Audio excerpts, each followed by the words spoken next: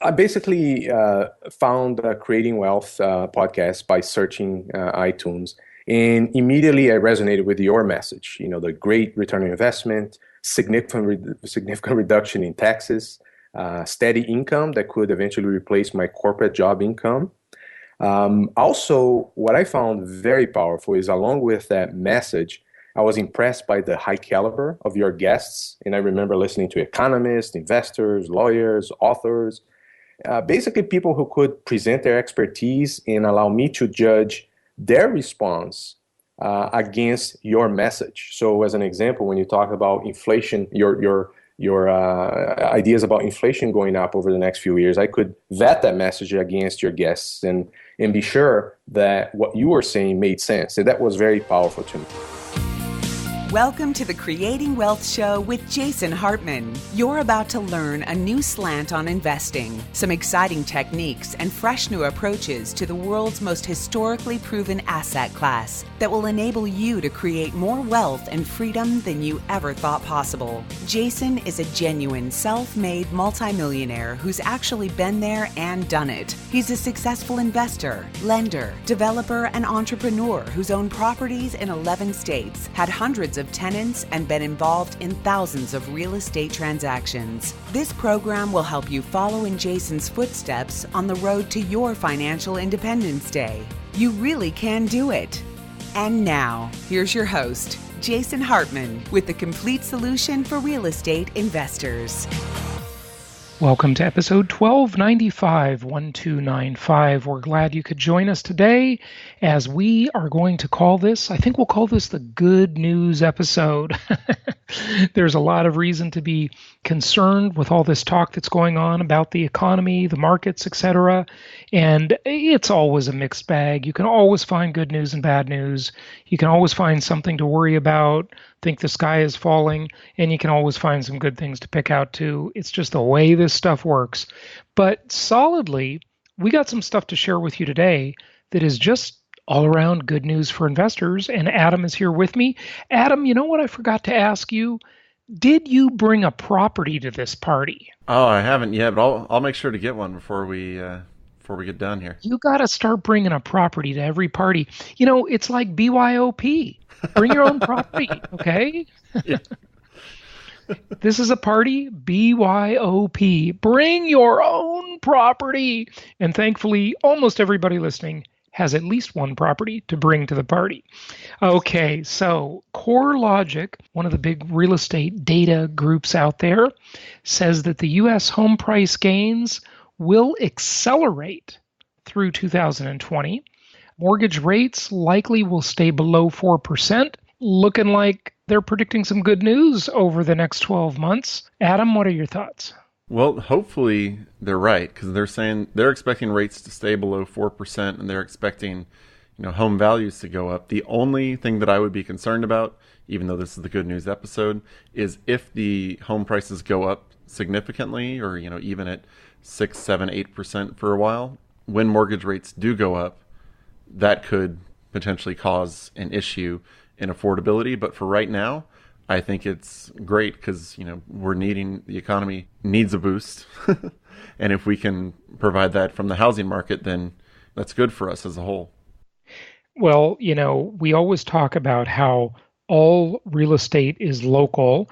And one of my 10 commandments, people should be area agnostic, and another one, thou shalt diversify. And the disclaimer we have to make here is that this is a national article, like pretty much everything we're going to be talking about today. As you know from the episode either yesterday or maybe the day before, I said that I really have been taking a deep dive into the brilliant Nassim Nicholas Taleb, and I'm almost finished. Well, maybe 2/3 finished. Is that considered almost? It's more than half, but it's not all. It's on the final leg, so I think that's good. I don't think you can say almost when you've got a third left, but whatever. And he gave an example today about how, if someone said that their grandmother will enjoy accommodations with an average temperature of 70 degrees over the course of the visit, And it's a 2-hour visit. And the average temperature in these accommodations for grandma will be 70 degrees. That's the average. But it's not meaningful. And here's why. It's just like the housing market, right?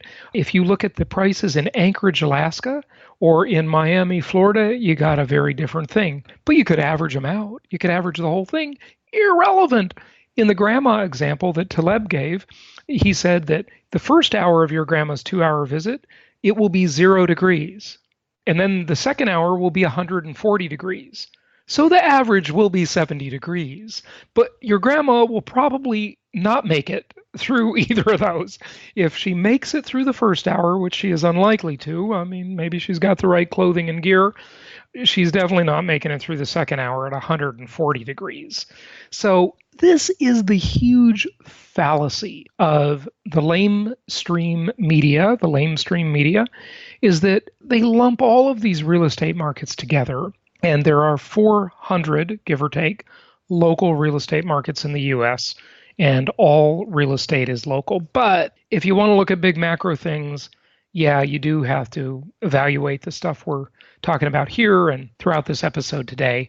So it's interesting, yeah. The good news is, if you look at it, they're expecting home prices to increase about 6% over the next year. So let's just say our average listener here has a home, their own personal residence, that is, $500,000. So you're looking at potentially a $30,000 increase in your home value. So if you are pulling equity out of that or refinancing your house, that gives you a bigger buffer to play with in order to start purchasing, your rental properties. Yeah, right. If we're looking at it in the good news. Yeah. And, that's the beautiful thing about the optionality, which I'll be talking a lot about that at Profits in Paradise. The optionality of income property is that you get to adjust that strategy and renegotiate the deal. So that's good. Okay, so you've got an article you want to talk about, and it's about the safety of the mortgage market. Now, why is this important to investors? We'll dive into it. So we got the August report of the First American Loan Application Defect Index. And what they found is there's the lowest level of defect risk since January of 2017. And it actually... So this is a metric on the safety of existing mortgages out there in the marketplace. How likely are these mortgages to default? What is the risk? What is the amount of fraud? What are the concerns about the pool of mortgages out there in the marketplace? So they said that in August, this risk declined by 5.2% from a year earlier. So they're saying that the existing pool of mortgages that are lent against all of these, many millions of properties is looking pretty safe, right? Yeah, and they're saying not only that, but they're expecting it to continue because a big number of mortgages that are being given out currently are refinances. Refinances are up 148% year over year. And so when you refinance, this is the lowest risk mortgages that are given out because, you already have one, they know a lot about you. And so you're less likely to misrepresent yourself. And you're obviously not a first-time buyer, right? And you've obviously been paying on the existing loan. Otherwise, they would never give you a refi. So, yeah, so they that's do good. Other things to you rather than refi whenever you get to that state. Right. The reason I liked this article is because with the safer mortgages, assuming that they're correct, which there's no reason for us to believe it's not, as the mortgages... It feels that way, right? That way. You can just tell to some extent when something is just BS because if you're active and engaged in the marketplace, as we are obviously, Adam, you're talking to clients every day. I'm talking to clients every day. Our other investment counselors are talking to clients every day. You just have a pulse on what's going on. Right, and people aren't able to get liar loans. You're not able to get your no money down properties right now. It's just a safer mortgage lending environment. And so because of this, when we go into our next recession, not if, but when, housing isn't likely to just experience this enormous burst. It's not likely to lead like it did last time. You're not going to wake up one day and realize, oh my gosh, my house is worth half of what it was a month ago. So and that didn't happen last time around, but I get the idea. Yeah.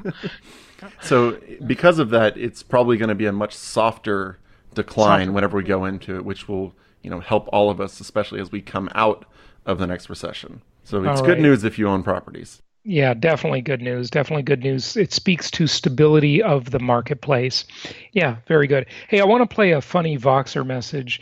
I love it. All of you out there who are listening to the podcast in your car, in your house, whatever, and your kids are listening to the podcast too. So I got this message today. I've heard messages like this before, and apparently one of our listeners out there has a 15-year-old kid who impersonates yours truly, the Jason Hartman impersonator. We've asked him to come on the show, and I think that would be pretty funny. It'd be like a roast, maybe. But here's a message about a young person listening to the podcast. Jason, a happy, healthy birthday. Yesterday, apropos of nothing, my wife said she was in a doctor's appointment with my daughter, and my daughter, Hannah, this is the one who has the hedgehog, turned to the doctor and said, "Do you listen to Jason Hartman?" And the doctor looked at her and said, "No." And Hannah went on to explain, she used real estate investor, not income property, so I have to teach her a little better, everything about the show. So as that other one you posted on Facebook indicated, you're having a big impact on the younger generation, and I just could not get over it. And by the way, for her birthday, I got her tickets to Billie Eilish. You should have a show on concert price ticket inflation. It is incredible. For 2 tickets, $500. Now, they're good seats. But anyways, I hope you're having a great birthday. And I'm glad you. So that is so true about concert price ticket inflation. I mean, entertainment in general. What happened, Adam? I mean, you're a sports fan. What happened to the days that you go to a baseball game for a few bucks? Now everything is it's a multi-$100 evening. Go to a baseball game, a football game, a concert, could be a couple $1,000 to go to a concert. It's ridiculous. Yeah, I read an article about that just yesterday on Sports Illustrated, I believe, that they say empty seats in stadiums might just be an actual strategy by the teams, because what they're looking to do is show season ticket holders that it's worth coming. So they give the season ticket holders like all the perks, like their own entrance, all of this, they'll serve you in your seat, and they don't want people to be coming for really cheap.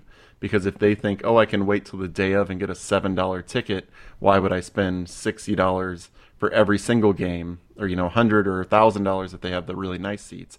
So they keep the other tickets high priced so that people who are paying for the season tickets don't feel like they're getting ripped off. Right. They've got to make it. And I couldn't believe it. I remember when that new football stadium opened in Dallas. I get a few perks occasionally from our local market specialist. This one took me to the game. I talked about it on the podcast at the time. This was like 10 years ago or whatever. He took me and a couple other business associates to the game. And he said that he paid I don't know what it was. I said it on the show at the time, but like $80,000 for the right to buy season tickets. Then you have to pay for the tickets, and he had 4.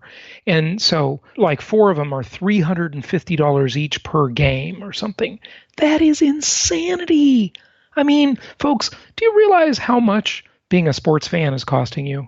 Now, see, I don't really participate, that's an irony, oxymoron. I don't really watch spectator sports. I like to play them. I like to go to games, but, I wouldn't be spending that kind of money to do it. But yeah, concerts, I do like concerts, and they're outrageous.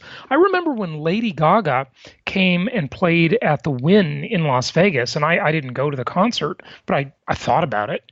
It was like $1,500 per seat.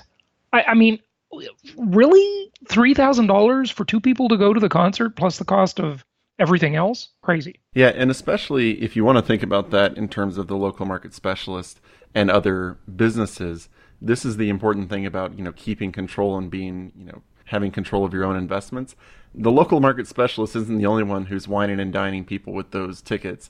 I mean, you look at, all the people who are trying to get money for their investments, they're paying the same amount of money too. And if you're an investor in the company, guess where your money's going? Oh, yeah. That is the ridiculous thing about pooled money investments. Any sort of fund or stock It's disgusting to me that the promoters of their fund or their syndication or their stock or mutual fund or whatever they've got, right? Might be for a real estate deal, might be for businesses, might be, a Wall Street product with the big kids, whatever it is. They get to use the shareholders' money to wine and dine other prospective shareholders. That just to me, and of course they're going along on all of this, right? That just to me seems absolutely ridiculous that it should be that way. That should be separate. The investment funds should be dedicated only at the investment itself, the core asset, managing and running the asset. Because what happens is the more money you get, the more money you get to spend on promotion. It's absolutely bass-ackwards that it's that way. And folks, if you have your money in pooled money investments, that's what you're paying for. So there you go. All right. This was supposed to be the good news episode. Well, the good news is we as real estate investors are doing it, and we're investing, and we have control of our investments. So we are not paying for those massive, season tickets and all that entertainment all of cost. That. Yeah. So the good news is we've learned enough to stay away from that as direct investors. And by the way, on that message, what he meant when he said his daughter said real estate investing, I have to teach her the distinction, is he meant that his daughter should have said Jason Hartman and his show about income property investing. Now, you said real estate too. I have to catch myself doing it all the time. It's income property, a particular type of real estate.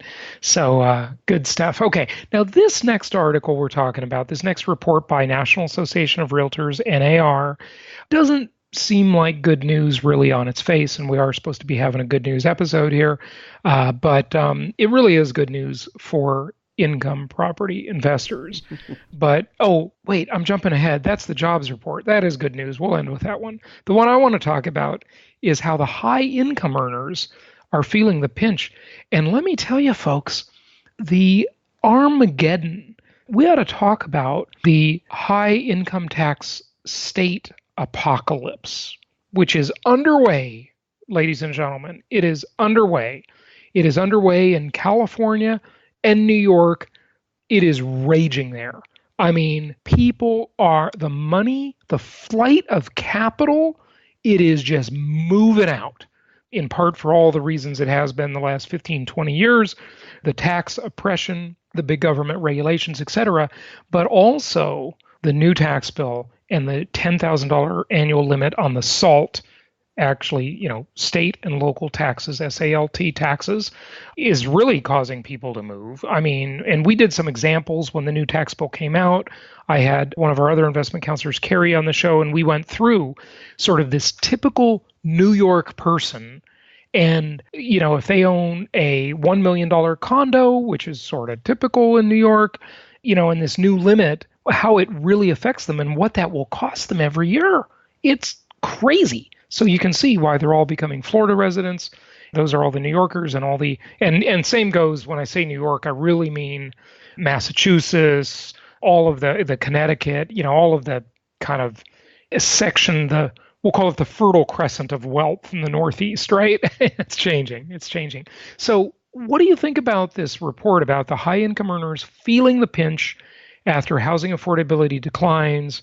San Jose, San Francisco, working in the highest paid industry doesn't mean you'll be able to comfortably afford the median price home. What amazed me is down towards the bottom, they identified 3 metros where median income workers earn over $1,300 more than what they need to afford a median priced home.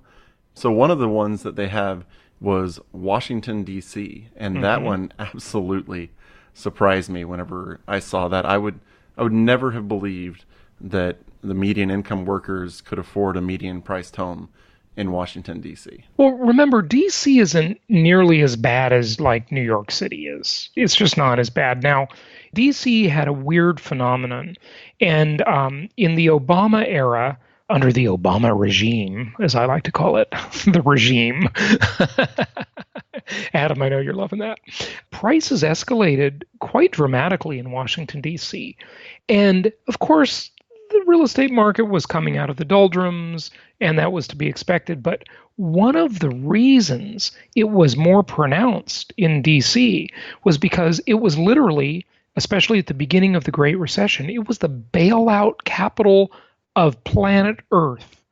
And as such, you just saw a massive migration of money and tourism into DC so people could come and beg the government for their handout, part of the, the 3 omnibus bailouts with, essentially $3 trillion, give or take. Everybody wanted to get their cut of it. So they were there with their hat in hand saying, hey, give us some money, give us some money.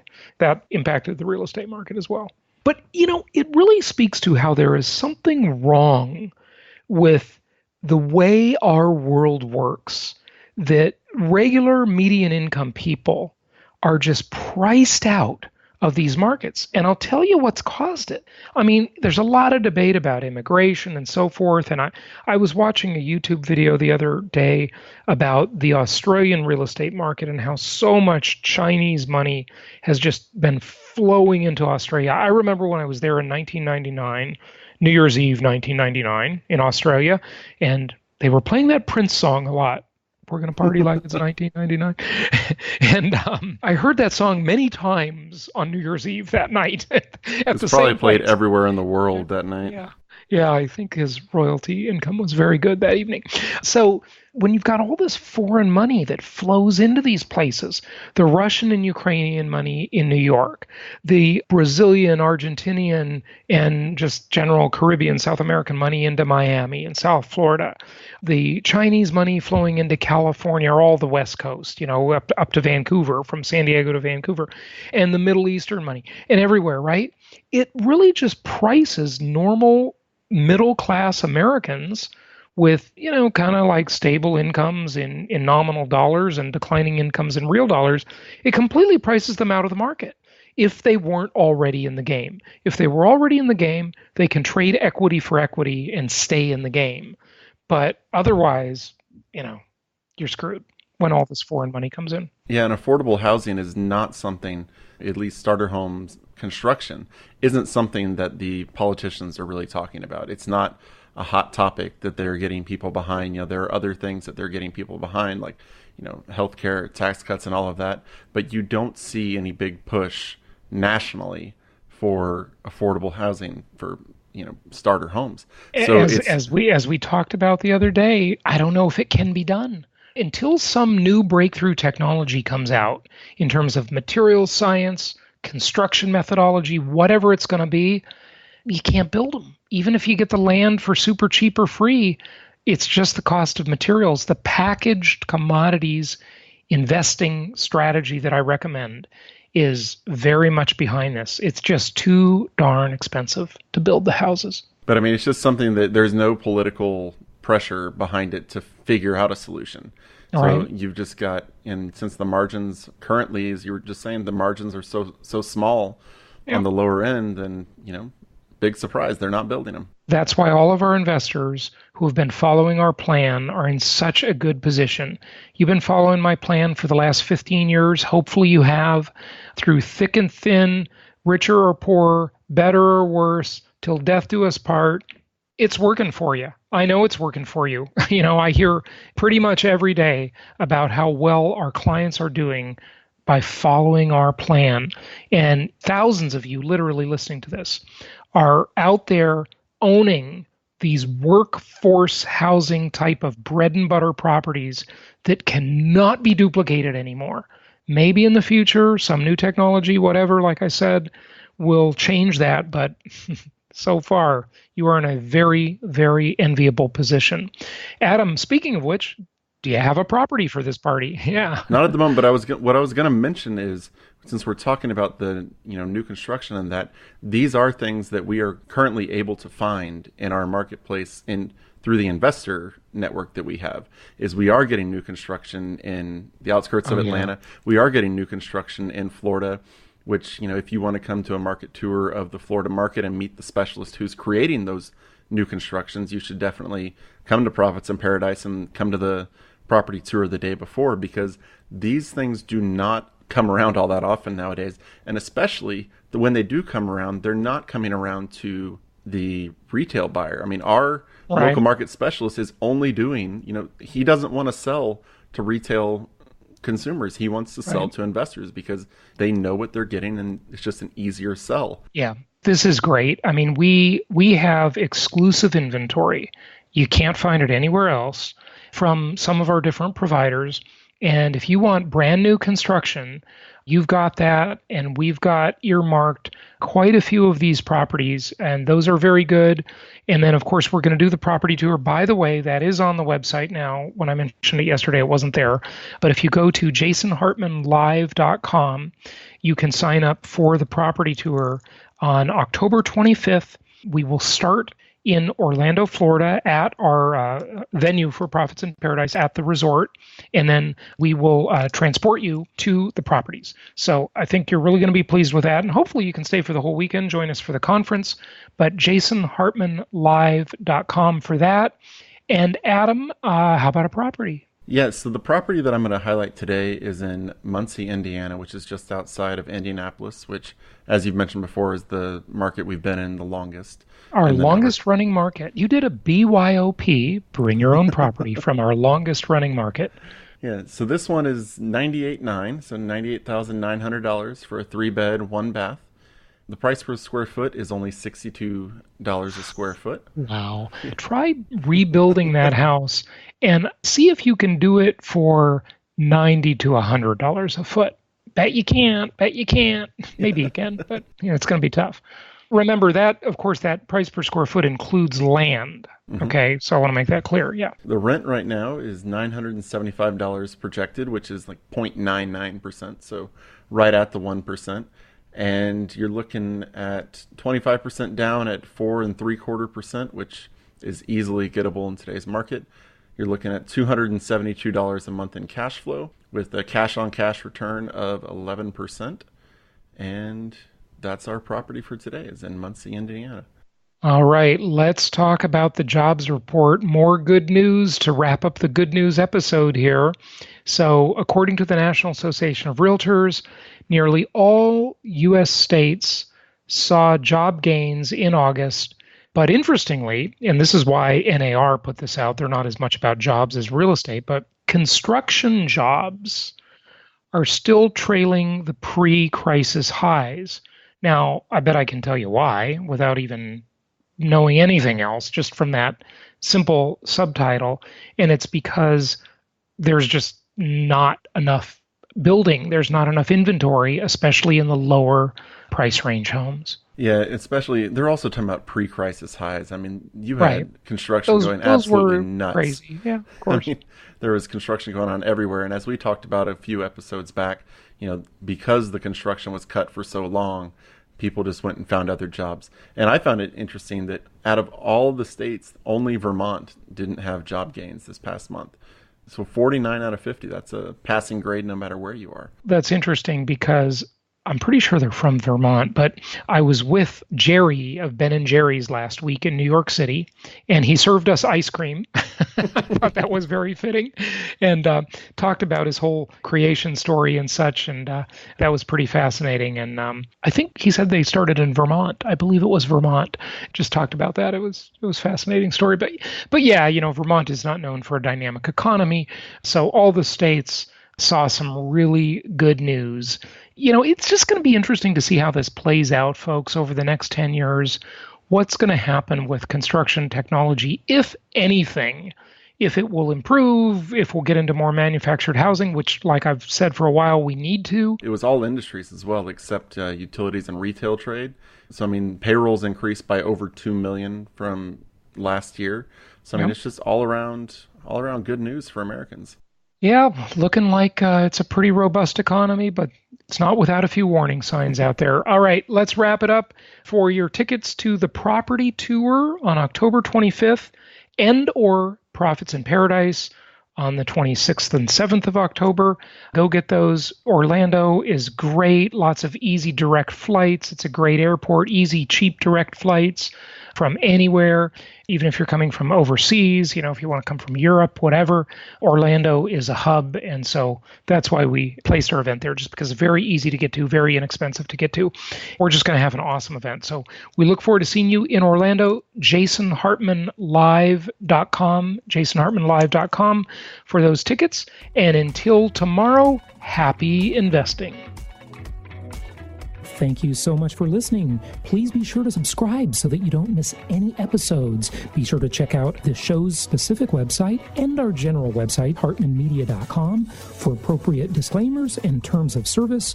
Remember that guest opinions are their own, and if you require specific legal or tax advice or advice in any other specialized area, please consult an appropriate professional. And we also very much appreciate you reviewing the show. Please go to iTunes or Stitcher Radio or whatever platform you're using and write a review for the show. We would very much appreciate that. And be sure to make it official and subscribe so you do not miss any episodes. We look forward to seeing you on the next episode.